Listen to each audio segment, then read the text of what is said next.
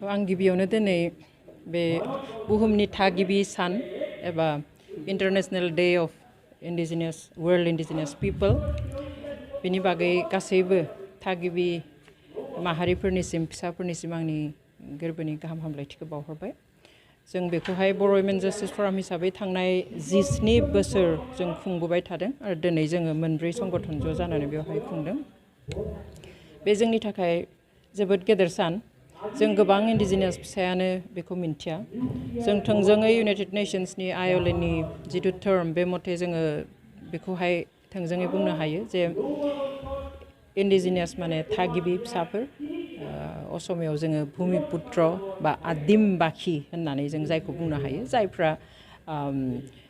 माने जुग जुग सिगांनिफ्रायनो थाबोनाय, गुबुन कलनाइजारफोर फैनायनि सिगाङावनो सोरबा गोहोगोरा हारिफोर फैनायनि सिगाङावनो थाखानाय हारिफोर। स' बेयाव जों गुबुन गुबुन माबानिहाय बुहुमनि गुबुन गुबुन हादोराव बे थागिबि फिसाफोरखौ गुबुन गुबुन मुङै मिन्थियोमोन। बहाबा ट्राइब्स, बहाबा नोमैड्स, बहाबा हेड हान्टार्स, बहाबा रेड इन्डियान बेफोरबादि। स' यूनाइटेड नेशंसआव बेखौ ज'है लाबोनायनि थाखाय इंडिजिनियास सोदोबखौ बाहायनाय जायो। आरो दिनै मोजां बाथ्राया जाबाय इंडिजिनियास एबा थागिबि फिसाफोरहा यूनाइटेड नेशंसआव गावनि आलादा मोनसे गोजौ लेभेलाव फराम दङ, पार्मानेन्ट फराम, जेखौ जोङो UNPFII होननानै मिन्थियो, यूनाइटेड नेशंस पार्मानेन्ट फराम अन इंडिजिनियास इश्यूज। बेखौहाय ओरैनो मोननाय जिनिस नङा। बुहुमनि दाब दाब हादोरनि बे थागिबि फिसाफ्रा फ्राय 80 बोसोर संग्राम खालामनानैसो यूनाइटेड नेशंसआव जायगा मोननाय। बेनि उनावहाय दिनै पार्मानेन्ट फराम जाबाय। बेनि उनावहाय आरो गोजोनथाव बाथ्रा, 2007 मायथाइनि 13 सेप्तेम्बरावहाय थागिबि फिसाफोरनि थाखाय आलादा मोनथाय फोसावो। जेरै जोंहा यूनाइटेड नेशंसनि जिथु हिउमेन राइट्स डिक्लेरेशन दङ, 1948 10 डिसेम्बराव जिथु डिक्लेरेशन होनाय, बिनि अनगायैबो बे मोनथाया थागिबि फिसाफोरखौ मोनदाङाखै बा बिसोरनि खाथिसिम थांनो हायाखै। दासिमबो नाख्रेबजानानै सोबख'जानानै दङ। दासिमबो बे थागिबि फिसाफ्रा बिसोरनि मोनथायनिफ्राय गोजानाव थानो गोनां जानानै दङ। बिदि साननानै यूनाइटेड नेशंसनि जेनेरेल एसेम्ब्लियाव थांखि लानानैहाय आलादा मोनथाय फोसावो, जेखौ जोङो UNDRIP होननानै मिन्थियो गुसुंहै, आरो फुल फर्मआ जाबाय United Nations declaration on the rights of indigenous people. Indigenous मानसिफोरनि थाखायल' फोसावनाय बे मोनसे मोनथाय। बेयाव गासै 46 दफाफोर दङ। जोबोद मोजां जोंहा मा मा मोनथाय दङ as a indigenous people or as a tribal. बेयावहाय 1 नम्बर दफानिफ्राय नायै नायै जोङो नुजोबो जे जों गासैबो गुबुन नन इंडिजिनियास बा नन ट्राइबेल मानसिफ्रा जि मोनथाय दिनै मोननानै दङ बुहुमाव, जोंहाबो बेखौ मोननो मोनथाय दङ। सोलोंथाइनि बेलायाव, जों गावनि सिनायथि मोजाङै लाखिनायनि बेलायाव, जोंनि हारिमु, जोंनि बिमानि राव, जों सोलोंथाइ मोननाय बा बेफोरखौ फसंनानै लाखिनायनि बेलायाव, स' बेफोरखौ रैखाथि होनो थाखायनो दिनै यूनाइटेड नेशंसआ बे राइट्सखौ डिक्लेयार खालामो, जेरावहाय जोंनि भारत सरकाराबो सहि होयो। बुहुमनि गासै 144 कान्ट्रिया बेयावहाय सहि होयो, माने इंडिजिनियास मानसिफोरनो एबा थागिबि फिसाफोरनो एबा ट्राइबेलफोरनो आलादा राइट्स होनांगौ होननानै। आरो बिनि मादाव 4 कान्ट्रिया एगेन्स्टआव भट होदोंमोन आरो गासै 11आ भट होआलासिनो थायो। स' टटेल 144 हादोरा भट होनायनि उनावहाय बेखौ यूनाइटेड नेशंसनि जिथु जेनेरेल एसेम्ब्लि बेयावहाय रिजलिउशन्स लानानै फोसावनानै होयो। गोबां गोजाननि बाथ्रा, खिन्थु जोंहा जि दंमोन बेबो दिनै गैया जालांनो हमदों। इंडिजिनियास मानसिफोरनि बयनिख्रुइबो गिदिर माबायानो जाबाय, प्रपार्टियानो जाबाय हा। Without land indigenous people cannot survive. बे मोनसे बाथ्रायानो दङ, हा गैयाब्ला जों थांनानै थानो हाया ट्राइबेलफ्रा। खिन्थु दिनै जोंनि हाखौ गभर्नमेन्ट मेकानिजमनि आन्दाराव लांनानै बेखौ जिबादि बाहायनो हमदों, बेखौ जों दिनै मोजाङै प्रिजार्भ खालामनो हायाखै। दिनै गासैबो बाथ्रायावनो सोरखारा आखाइ होनायखाय इन्डिजिनियासफोरनि जिथु राइट्स दङ जोंहा ट्रेडिशनेल नलेजनिफ्राय लानानै जोंनि हानि मोन्थाय जोंनि गावखौ खुंनो मोननायनि जिथु सेल्फ डिटारमिनेसन एबा सेल्फ गभर्नेन्सनि जिथु सिस्टेम बेफोरावबो जोङो गावनि बादि खुंनो हायाखै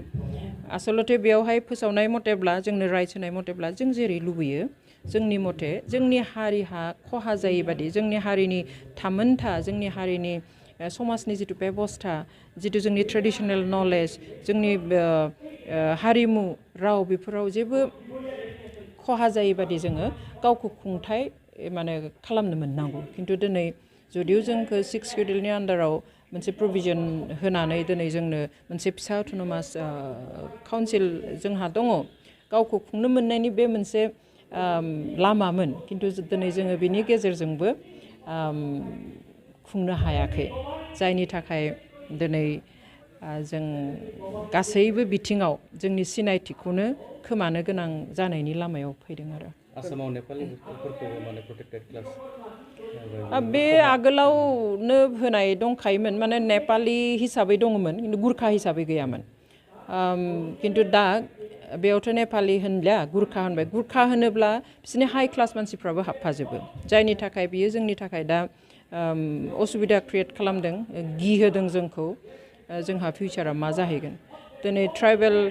एकर्डिं टु माने इउएनड्रिप ट्राइबेल हायाव जुदि दिनै सोरखारा माबा मोनसे इन्डास्ट्रि बानायनोब्ला माबा मोनसे खामानि मावनोब्ला बेयाव फुल माने प्रायर कनसेन्ट लाग्रोनो नांगौ ट्राइबेल मानसिफोरनिफ्राय ट्राइबेल मानसिफ्रा जुदि बुङो जे जोंहा बेयाव बियो जायोब्ला असुबिदा जागोन दा खालाम दा बेयाव खालामनो मोना खिन्थु दिनै गभर्नमेन्टआ डिसिसन लानानै बेखौ फर्सफुलि बाहायोसो जोंनियाव सोंनायाथ' गोजान बे मोजां जागोन जाया बेखौ साननाया गोजान बा कनसाल्ट खालामनाया जोंनि जिथु लकेल गभर्नमेन्ट सिस्टेम दङ बेफोरजोंबो कनसाल्ट खालामा जास्ट गावसोरनि डिसिसनखौ जास्ट माने जाबसिनना होयो जायनि थाखाय जुदिও भारत सोरखारा बे इउएनड्रिपनि स्पेशल थागिबि फिसाफोरनि मोन्थायनि जिथु डिक्लेरेसन बेयाव सहि होदोंब्लाबो बियो मिनिंलेस जानानै दङ जों बेबादिहाय जेबो मोननो हायाखै बेयावहाय मोजाङै मिन्थिथों बेनिफ्राय जोंनि जि मोन्थाय बेफोरखौ जोङो खर' दैखांनानै बुंनो सोलोंथों हाथों जेब्ला जोङो मिन्थिया जोंहा बुंनो गोहो फैया बेवहाय what is the rights of indigenous peoples ओमफ्राय बे इन्डिजिनियासआ सोर इन्डिजिनियासफोरा सोर दा दिनै आसामाव जों खोनायो जे खिलन्जिया इन्डिजिनियासनि असमिया सोदोबखौ खिलन्जिया होननानै बुङो जेखौ जोङो मालाबाबो गनाया खारन इन्डिजिनियासनि ओंथिखौनो आं दासिम मिन्थिया मा होननाय जायो खिन्थु इन्डिजिनियासनि जुदि असमिया सोदोब जानांगौब्ला बेयो जानांगौ भुमिपुत्र बा आदिमबाखि अथवा आदिबाखि जायफ्रा गोदोनिफ्रायनो दङ खिन्थु बेवहाय खिलन्जिया होननानै दिनै गोदाव सोराव खालामदों सोर खिलन्जिया सोर ट्राइबेल सोर मा अरिजिन बेफोर जेबो माने ओंथि गैयै बादि जाहैदों जेब्लानो जों माबा मोनसे मोन्थाय मोननो थाङो अब्लानो गासैबो बिनि बाहागो नागिरग्रा बेथ' सर'आ दंखायो बेवहाय बेखौ जोङो होबथानो हागोन जेब्ला जों गासैबो सांग्रां जागोन बेवहाय जों गासैबो ट्राइबेलफ्रासो जे इन्डिजिनियासआ जे ट्राइबेल बेखौ जोङो बयबो मुखास्त्रबादि गोसोआव लानानै इन्डिजिनियास सोदोबा टर्मा खालि ट्राइबेलफोरनि थाखायसो बाहायजानाय जायो बेखौ बयबो गोसोआव लाखिनानै जोंनि मोन्थायनि फारसे आवाज होनो खामानि मावनो आवगायोब्ला जों जोंनि मोन्थायखौ मोनहैगोन आलादा सोंथि मैया थांनाय 9 आगस्टआव गोदान दिल्लीआव बड'लेण्डनि थाखाय सोमावसारबाय बिनि गेजेरजों पुलिसजोंबो बिथांमोना हमजाबाय बे बिथिङाव नोंथाङा मा बुंदों बेथ' मोनसे हारियाव गोदान गोदान आफाद जोनोम जाखागोन फरायसा आफादबो जोनोम जानो हागौ बा राजखान्थि हान्जाबो जोनोम जानो हागौ बेखौ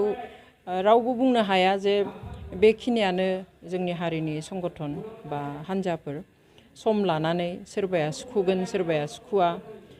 बेबादिहाय गोदान गोदान आफाद जोनोम जागोन आरो जेब्लासिम गावनि हारिनि गांनाय उखैनायखौ जाफुंनाय बादि मोना मोननांगौखौ मोननाय बादि मोना बेयाव आवाज होनो बिनो बुंनो बयहाबो मोन्थाय दङ आरो बेबादिहायनो बे जेबो एक्सेपसनेल नङा माने बर'नि गेजेराव गोदान आरो आफाद जोनोम जानाय आं माने बेखौ सोमोनांथाव जेबो नङा आरो आंनि थाखाय स' जाहोना हयथ' बेनो जे बिथांमोना सन्तुष्ट' नङा दासिम जों जि मोन्दों आरो मोनबावनांगौ दङ बर'फ्रा बेबायदि साननाय दङ आरो बेनिखायनो बेखौनो बिनो ओंखारलांदों गोदान दिल्लीयाव जों खोनानाय मथेब्ला पारमिसन दंखायोमोन होन्दोंमोन बेनि उनावबो बिथांमोनखौ एरेस्ट खालामनानै टेम्परारि जेलाव दोनदों खिन्थु बेबो जेबो गाज्रि मोनथाव बाथ्रा नङा इट्स ए रिकगनिसन बिथांमोननि जिथु मुभमेन्ट बिनि मोनसे रिकगनिसनसो बेयो सिक्रिटिसो जों गोदो गोबां बेफोरबायदि प्रग्राम खालामबोदों बहाबा फेक एनकाउन्टारनि नामाव बहाबा आर्मि रेप खालामनायनि नामाव जोङो इसिबां माने प्रटेस्ट प्रग्राम खालामो अनेक सम जोंबो बेबायदि एरेस्ट खालाम दोनजादों पुलिस थानाफ्रावहाय फुङाव ओंखारहांब्लानो बास लानानै लाङो माने लामा गेजेराव दख'ना सख'ना खुफ्रुनानै होनाय जोंनि माने ओरैबायदि गाज्रि जिटि बिसिना होनाय आसाम पुलिसफ्रा ब्लेक पेन्टारफ्रा बेफोरबायदि सम जोंबो मोनबोदों गतिके एनि मुभमेन्ट एनि प्रटेस्ट प्रग्राम जेरावबो बेफोर फैखागोन बे जेबो गिदिर बाथ्रा नङा आरो बे मोनसे रिकगनिसनसो